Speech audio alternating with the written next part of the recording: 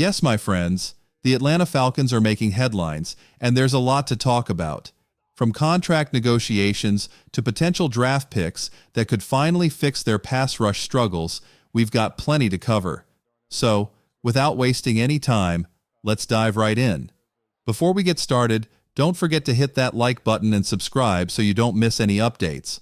Now, let's talk about Caleb McGary.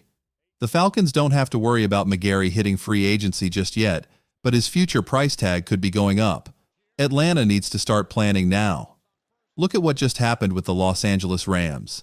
They gave left tackle Alaric Jackson a huge 3-year, $57 million deal with $35 million guaranteed. That contract sets a new standard, and while McGary plays on the right side instead of left, it still gives us an idea of what he might ask for after the 2025 season. McGary is heading into the last year of his 3-year, $34.5 million contract, and he had a solid 2024 season. He was a beast in the run game, earning a strong 77.8 grade from Pro Football Focus. However, pass protection was a different story. His grade was 63.8, and he allowed 6 sacks while being penalized 3 times over 1,042 snaps. Now, let's compare that to Jackson. Jackson had better pass blocking and run blocking numbers. He gave up only 3 sacks but was penalized 7 times in 893 snaps. That tells us McGary needs to improve his pass protection if he wants a big payday like Jackson's. Here's where things get even more interesting. With Michael Penix Jr. possibly taking over as a left-handed quarterback, the right tackle position becomes even more crucial. McGary will be protecting the QB's blind side, which means his performance in 2025 could directly impact his next contract. Right now, SpotRack projects his market value at $51.8 million over 3 years, averaging $17.3 million per season. If McGary wants that kind of deal, he'll need to step up and prove he's worth it. If Caleb McGary plays well in 2025, he could land a massive contract, but if he struggles, the Falcons might have to make a tough decision next offseason. Now, let's shift gears and talk about the NFL draft. The Falcons have a long-standing habit of avoiding 2 things in the first round: edge rushers and Georgia Bulldogs. But could 2025 be the year they finally break both trends? According to Pro Football Network's Marco Enriquez, Atlanta is projected to select Georgia's Michael Williams with the 15th overall pick. If that happens, it could be a game-changer for the Falcons. Let's be honest, Atlanta's pass rush has been a disaster for years. They haven't finished in the top half of the league in sacks since 2017, which, not so coincidentally, was the last time they made the playoffs. That same year, they also drafted their last first-round edge rusher, Takk McKinley. Since then, the Falcons have focused on offensive playmakers in the first round: 2 wide receivers, a tight end, and a running back. In fact, only 1 defensive player has been taken in the first round during that stretch. That could change with Michael Williams. Williams put up solid numbers in 2024: 5 sacks, 9 tackles for loss, 21 total tackles, 2 forced fumbles, 2 pass deflections. At 6 feet 5 inches and 265 pounds, he has the size, length, and speed to cause serious problems for offensive linemen. Enriquez describes him as a physical freak with all the tools to dominate, though he still needs to refine his technique, especially when it comes to shedding blockers and maintaining balance against stronger opponents. Now here's something wild. The Falcons haven't drafted a Georgia player in the first round in 25 years. The last time they did was in 1999, when they selected Georgia Tech's Keith Brooking at number 12. That's a quarter century without picking a homegrown Bulldog in the first round. Could Michael Williams finally break the streak? Falcons fans sure hope so. But here's the thing. If Michael Williams can bring the heat off the edge, Falcons fans won't care where he played in college.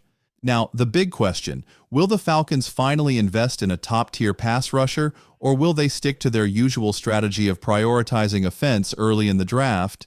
And what about Caleb McGary? Should Atlanta extend him now, or wait to see how he performs in 2025? Drop your thoughts in the comments below. A potential trade steal? Bleacher Report's Gary Davenport has floated an intriguing trade idea, one that could land the Falcons a proven pass rusher at a bargain price. According to Davenport, Atlanta could trade for Philadelphia Eagles edge rusher Bryce Huff by giving up just a 2026 sixth-round pick. Yes, you read that right. A future late-round pick for a guy who once had double-digit sacks. So, why would the Eagles move on from Huff so quickly after signing him to a 3-year, $51.1 million deal? Simple. He didn't live up to expectations in 2024. Huff managed only 2.5 sacks and was even left off the active roster for the Eagles' Super Bowl win. This would basically be a salary dump for Philadelphia. But for Atlanta, this could be a steal. Think about it.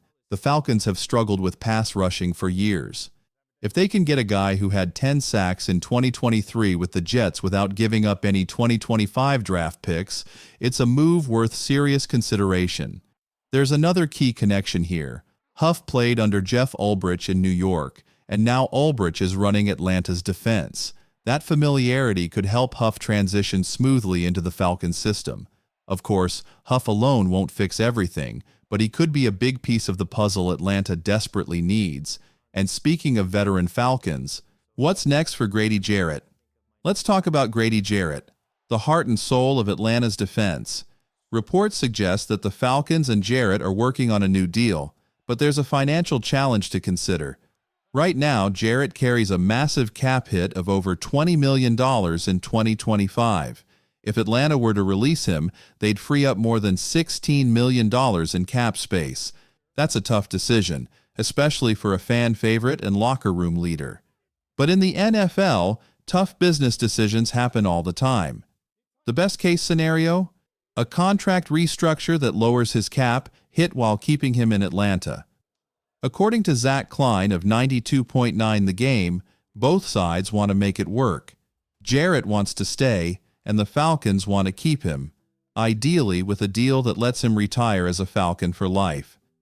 Let's hope this ends in a contract extension rather than a pay cut. Could the Falcons really trade Kyle Pitts? Now, here's a rumor that's bound to stir up debate.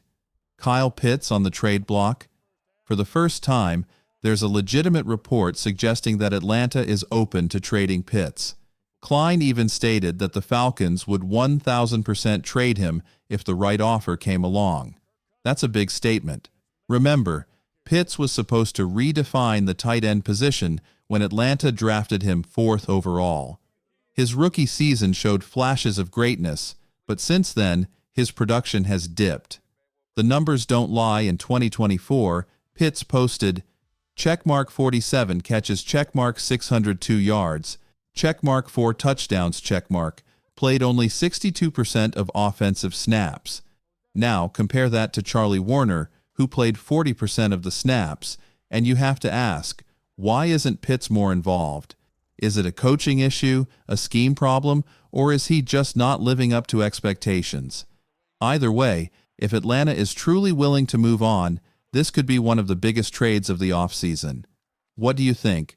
Should the Falcons trade Pitts, or is he still worth building around? What should the Falcons do with Kyle Pitts? If the Falcons decide to move on from Pitts, they have a tough choice. 1, keep him for another season at nearly $1 million and hope he turns things around. 2, trade him now while they can still get value in return. But the issue isn't just about stats, it's also about effort. According to Zach Klein, effort has been a concern, and that's something fans have noticed too. The talent is there, no doubt. But in the NFL, talent alone isn't enough. So, Falcons fans, what's the move? Should Atlanta pull the trigger on the Bryce Huff trade and take a low-risk, high-reward shot on a pass rusher? Should they restructure Grady Jarrett's contract to keep him long-term? And what about Kyle Pitts? Should the Falcons move on, or do you still believe he can turn things around? Drop your thoughts in the comments and don't forget to like and subscribe so you never miss an update on your Atlanta Falcons.